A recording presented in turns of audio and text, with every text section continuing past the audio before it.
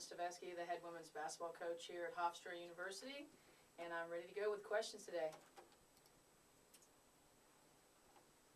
Pride Fan 1, what is most different about this year's team compared to last year's? I tell you, with the absence of Jess Fuller and Sam Brigham, it's big shoes to fill, but I think we're much leaner, a lot quicker, and our attack offense is going to be surprising for those to come out and watch us this year. So we're going to be definitely a little bit quicker and a little bit deeper. Yankee Pride, what non-conference game are you most looking forward to this season? That's a good one there. We open up this year, November the 12th, here at Hofstra at the MAC against the University of Virginia on November the 12th, and that is going to be a great game. They went to the NCAA this past season with their star player, Monica Wright, and I think that was going to be a good fanfare for everyone to come out. So I'm very excited about that game. Sarah, what are you expecting out of our sophomore Candace Bond and Shantae Evans? What outstanding freshmen. I could speak in volume about both of these two young ladies coming in last season, having the vision, believing in our philosophy right from the get-go, and it was just a fresh breath of air. So, and obviously, Candace Bond kept getting better and better and was a key player in most of our wins against JMU and in our game against Penn State. And then Shantae ended up being second-team all-conference. She was on the all-rookie team, and she's outstanding. I mean, just a versatile player. You're going to see a lot more exciting play out of her as well from outside the perimeter as well as inside. So lot of expectations for these two young ladies to help us get to postseason play. Mark from New Jersey. How high do you rank the victory over Penn State in your head coaching career at Hofstra? Higher or lower than South Carolina your first season? That's a great question, Mark.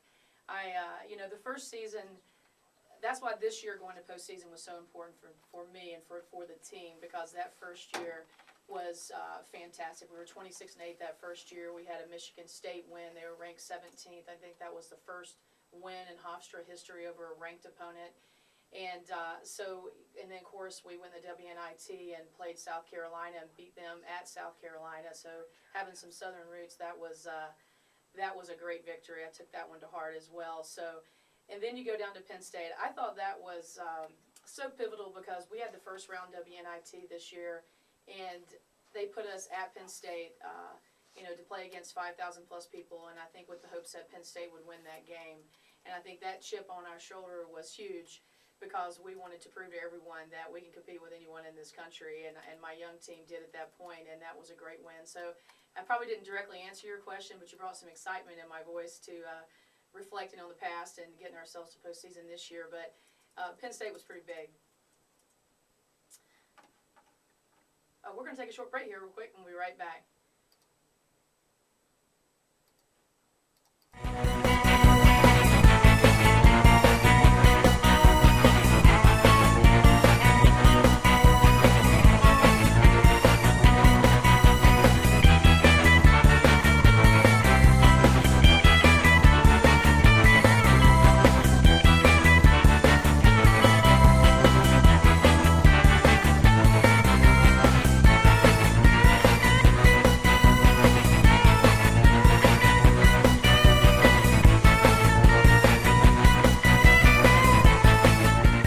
Little technical issues there, but luckily I was loud enough, so I hope you guys could hear me on those questions, especially the last one. In case you didn't hear, he was asking me about some of the great wins from the past and how did the Penn State win rank. So just to kind of reflect on that in case we missed out a little bit. Penn State was a great win for our program for Hofstra University, so I just want to rally on that since we had a little technical issue there.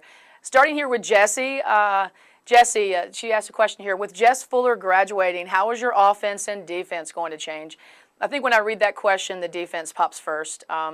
Jess was just such a volume person in the paint. She really made a lot of things that could have ended up going south and going bad. She would stop with a block, or she would really grab a board. So that she is going to be missed in that paint. She's going to be missed in that middle. And then of course on the offensive end, just being able to be a space eater and be our second leading scorer, and so it's going to definitely miss. But on the defensive end is where we're going to probably feel it early until we get used to playing without her. Ashley from Washington, D.C. You recently traveled to Washington, D.C. to speak on behalf of the CA at the Mystics game. Can you talk about that experience? I certainly can. That was a great day. Took the train down and got in time to go to the game and spend some time with Katie Lowe and Ron Bertovich and Tom Yeager with the CAA, and we were in the Comcast suite up there to promote our tournament. We are playing for the first time in the conference history our women's basketball, CAA basketball tournament at an off-campus site. So we're not playing at any of the host schools' site, and we're playing at the Showplace Arena in Upper Marlboro, Maryland. So it was a great avenue to speak because the Mystics were playing the Minnesota Lynx, which the Lynx were carrying Q Hollingsworth, who was a player at VCU that graduated 2 years ago. And then also a young lady that I'm probably going to kill her name from ODU. They call her Momo. I can't remember her direct name. She played for Old Dominion back in 2000 and I guess like 2002 when she came out. Both those players were playing for the Lynx. And so it was great to talk about the CAA and how competitive we are, and talk about having it at the Showplace Arena. And it was a good turnout, and it was a great start to start promoting 9 months, 10 months out for our CAA tournament, which is going to be March 10th, 2011. So it was a great time, and I give a lot of kudos out to Katie Lowe for organizing that and get everybody talking the buzz about the CAA. Yankee Pride, who are your biggest coaching influences, and what current coaches do you turn to for advice? Another outstanding question. You know, it's funny, when I draw back, especially the older and older I get, I had a high school coach named Jim Waller who was a four-time state championship coach, coached at Woodward Academy, and coached me at Fayette County High School. And I think between him, A.C. McCullers, who is a long-standing over 700-plus wins in the state of Georgia, and Doug Crane, it's just three of those were some of the top women's coaches in the state of Georgia in high school at that point. So that goes back from the high school times. And then, of course, many things that I turn to nowadays, you know, reflecting back as the late Coach Kay Yao during my college experience. You know, there's things and sayings, and, you know, I have many things from Coach Yao that I do in my program. And, you know, I give calls to Michelle Cherry at Stony Brook as someone that I speak to a good bit. Actually, the late coach from Seton Hall is a great coach that is willing to give back to everyone. She comes out and will do clinics. And so there's a lot of coaches in this area. You can pick up the phone and call. And I think the more and more we're out on the road and we're doing X's and O's with everyone. So I have a pretty big vast spans of coaches that I talk to, but going back to where I base my philosophy from is my high school coach and Coach Kay Yao. Sarah, how is your team adjusting to the new coaching staff? Great question. They, you know, summertime is different. We're busy traveling and recruiting the entire month of July, so we're in and out, but it's been great that they've had time to be with the team while I've been on the road. One of our new assistants, Bill Ferrara, who came from Central Michigan, who was a University of Florida graduate, has had a lot of time with the players, and we work camp. So I think it's definitely building the camaraderie with the team. And then Tanika Price, coming from Hartford, had, again, working camp and being in and out in the month of July. So it's been great, and I think it's going to just, you know, with everybody you lose, we've lost great coaches in the past, but we certainly have gained a lot of experience and a lot of professionalism as well. I'm very excited with my new coaches. Greg from Suffolk County. How are the two Staten Island kids doing, Bellacchio and Capurso? Candice Bellacchio is doing fantastic. She has worked probably more camps than anybody I've coached this summer, from the Poconos to Hofstra. She'll end up the summer probably doing the Wagner camp, and she has just been going nonstop. If you guys follow her on Twitter. And so she is doing great. I actually just read today, after doing 8 hours of camp and a 3-hour workout, she was pretty exhausted. So every time I turn around, she's working out and getting better. And I can't say enough about Nicole Capurso. I really feel like she has more than any player, kind of gotten it here this past year. I mean, she has just been committed physically to her workouts with Coach Wilkes, and just really bought into what eating healthy, working out, and getting on that kick, and of course working out in the gym every day. And I think she looks the best she has in her entire career so far. So I can't wait to see how these two guys are going to play on the court here this season, and just looking forward to great things. Chuck in Long Beach. How will this year's team be different in playing style, and what newcomers will you be relying upon to step up into major playing roles? Again, I kind of answered a little bit of that question from the beginning about our up-tempo pace. I feel like we're going to be able to press a lot more, be a little bit more explosive on the defensive end, because I feel like the 3 incoming freshmen that we have, Kate Loper from Post Falls, Idaho, and Annie Payton from Camden, New Jersey, and Anma Onyuku, say that 5 times, from Atlanta, Georgia. They're versatile. They're what I kind of call amoebas. They can play, some can play up to 1, 2, 3, and 4. I mean, Anma can play 2, 3, and 4, which gives us so much versatility on the floor, allows us to, play small, and with Marie Malone and Shantae Evans, we can play big, and we can play small with the other group. So I feel like I'm looking a lot for Nicole Capersa to step up and be more consistent. Amra Terry in that lineup, and Marie Malone's got a lot of weight on her shoulders to take Jess Fuller's role and really step up her game in that respect as well. So 2 teams made the NCAA tournament from the CAA last year. What will it take for us to be this year's other team in the CAA tournament? I tell you what, if you ask any of my players right now, we can't stop thinking about putting a banner on that Hofstra wall in the David S. Mack Arena. We want an NCAA banner, and to get there, any other year, these past 2 years with the team that we have compiled here at Hofstra, the past 9 years of being in the CAA, we'd be ready to roll. That just tells you how competitive the CAA is now. Just to kind of, before I answer that question, we have 2 players in our conference right now that are on the Naismith watch. That is the Naismith Player of the Year watch, which is obviously your top BCS schools. Candace Parker won it. Tina Charles won it. So we have 2 players, Dawn Evans and Elena Del Don. Dawn Evans from JMU and Elena Del Don from Delaware, who are on the Naismith watch. So telling you a little bit about our CAA, and that's just Delaware and JMU, not to mention the history of Old Dominion, how competitive VCU has been. Then you have Northeastern and Drexel, who won the CAA tournament just 2 years ago. So that it's exciting. It's exciting.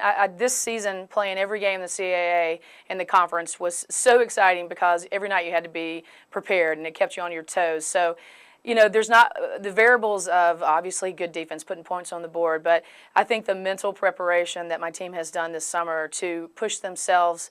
When you don't feel well, who cares? When it is hot, who cares? When you are, working and sweating, who cares? I mean, that's what it's going to take to really push that envelope and do those little things for us to win a championship. And sounds kind of corny in that respect, but you can compile the best talent in the world. It's the mental, it's the fight, and we got the fight. I mean, those have been watching us for years. We never ever stop. If we're down by 10, we're down by 20, we're up by 15. We're always swinging. So I think that mentality is going to be what separates us, because we have some talent in our league. Another great question here, Jess from Virginia. Marie Malone really came on as a viable option last season. How has her progression been? Another one, when my team came on campus this July the 2nd, we looked great. And part of that success, obviously, is from their responsibility to taking care of themselves, but from Scott Wilkes, our strength coach. And they look great, and they were prepared for this is the best postseason summer program, according to Scott Wilkes, that we've had since I've been here, coming back, being in shape. And I thought Marie definitely led the way. I mean, she is working hard. Her obviously coming over the ACL injury she had going into last year, it's a thing of the past, so she's playing with much more confidence. And like I said earlier about her, there's a lot on her shoulders, and we're going to ask a lot out of Marie, but not anything that we don't think she can handle. So very, very excited about Marie, and my entire squad here is coming up this season. I think we're going to take a short break. But please keep your questions rolling, because we'll answer them when we finish. And thanks a lot.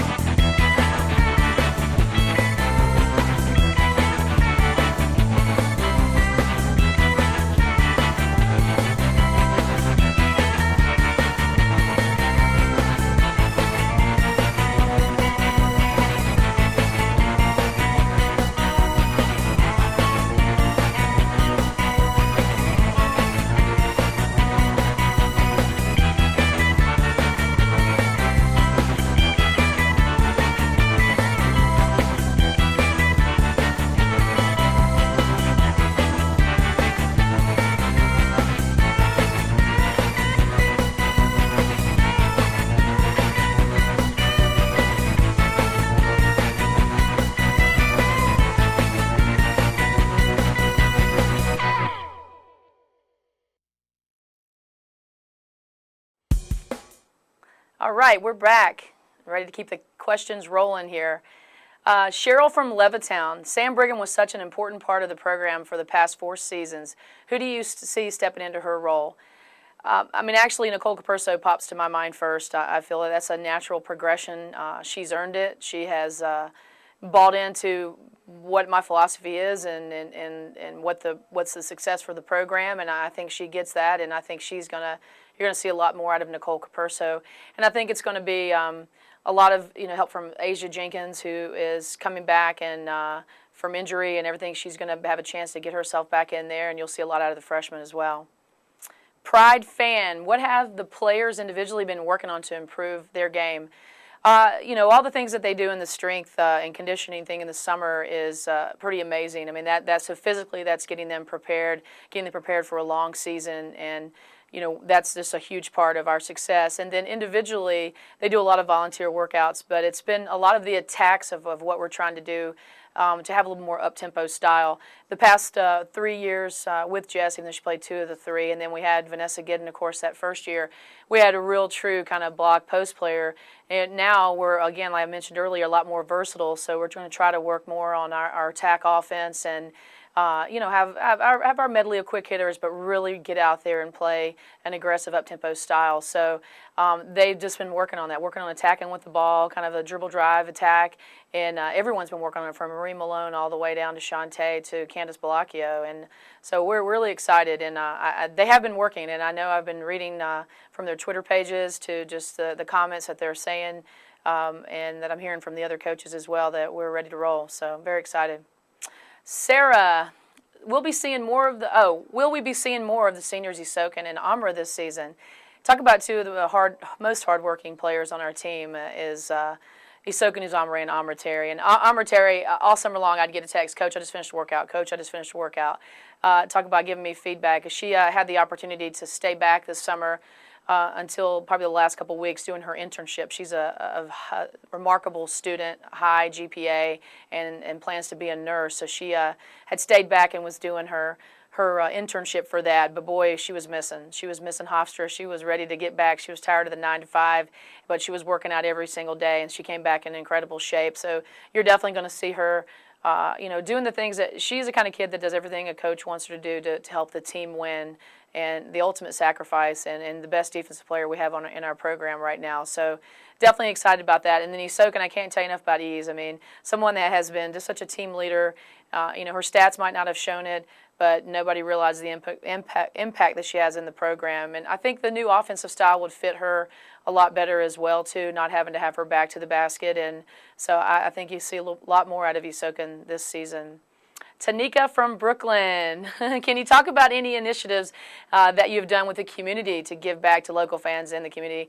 Great question, because we, Rocky Silvestri, actually did put together a whole slew of community service clinics that we've done all summer long. Our last one's coming up here, Let the Children Play, this Sunday on the 22nd at 8 a.m.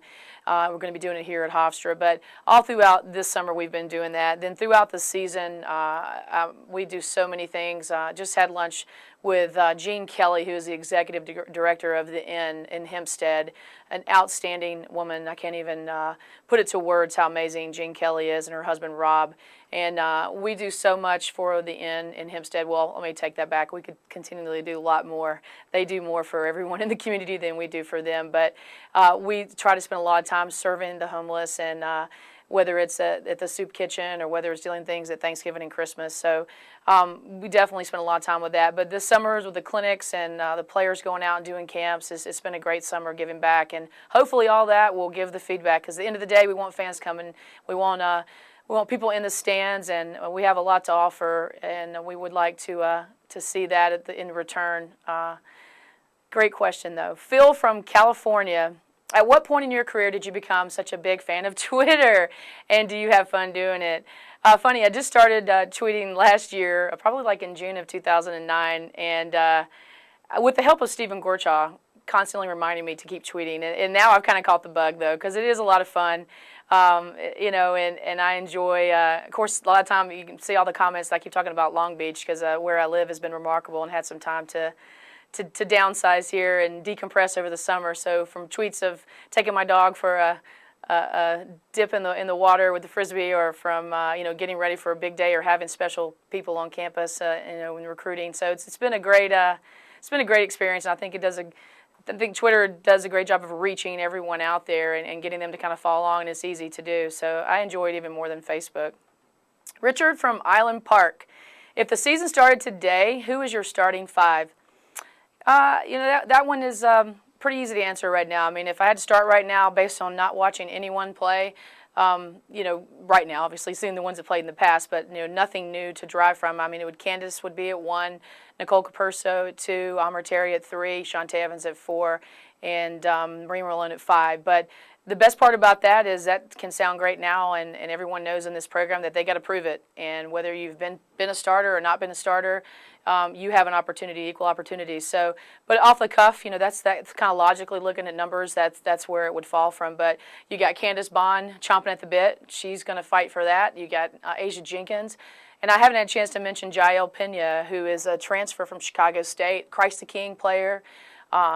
So that's where she went to high school here in Queens and Middle Village. So she's going to be vying after December when she's eligible. And then I mentioned the 3 freshmen, Isoka and Zamare as well. So, that's what the team understands. We had 11 players last year and 11 players played. And it's, kind of the saying too, who do you start with, who do you end with, who do you need at the end of the game? But if that was where we were today, that's where we would go, just right off the cuff here. Jen for Abington, PA. Who are some of the coaches you look up to in the industry, active or not? Great question. There's so many that kind of pop in my head right now. I was just talking to my assistant, Bill Farrar. He was talking about how close he was to Carol Ross, and I didn't even allude to how long I have known Carol and watched her when I was coaching in high school. So I used to go to all of their games. Agnes Baronato, who's a coach at Pitt, used to be the coach at Georgia Tech. And ever since a young child, I was going to every one of her games, as well as her sister, Bernadette McGlade, who's the commissioner now of the A-10. And Bernie was a coach at Georgia Tech when I was going to her camps as a young child. So, and Bernie's obviously no longer coaching, as I stated there. So those are some that are active and some that are not. As much criticism as Gino Ariema has, he is somebody that I make a point to speak with every time I'm on the road, who I plan to come to his practices, and I think he does a great job in developing. He might get the best talent that we all think, but it's not about talent. And, he's someone that I just think gets a lot out of his players. And again, people think it just happens overnight. You have to develop those kids, and he does a great job developing. So that's some in the business and some not. And so that's a great question there. What are some things that you like to do for fun? And what's your favorite thing about living in New York? Boy, everyone asks me that question, and it's so easy to answer. I mean, if you read my Twitter page, I am very active when it comes to anything in the water. I mean, I was swimming this morning, I kayak every day in the morning, and so living in Long Beach allows that part of my lifestyle to be quick access. So those are some fun things that I do. And living in New York, living on Long Island provides so many exciting things, because you have the South Shore, the North Shore, you can go out to Montauk, and then you can be right in the middle of Times Square going to see a Liberty game like we did when they beat Indiana here on Tuesday night. So it's a remarkable place, and I can't speak enough about how much fun it is living in New York, and how much it was an easy adjustment for me, and living in Long Beach and being a water bug makes it fun for everybody. So that was a good one there. Sherry from Virginia. Who do you see stepping up this year to help Shantae Evans and carrying the offensive load for the team? Collaboratively, I feel like we can get a lot out of everyone. I think, first person coming to mind, Nicole Capurso can put some numbers up. And so it's not going to be all on Shantae's shoulders. I think I mentioned Candace Bond and how she was pivotal in our win over Penn State and our success in the JMU overtime game. I mean, so you're going to see a lot more out of her.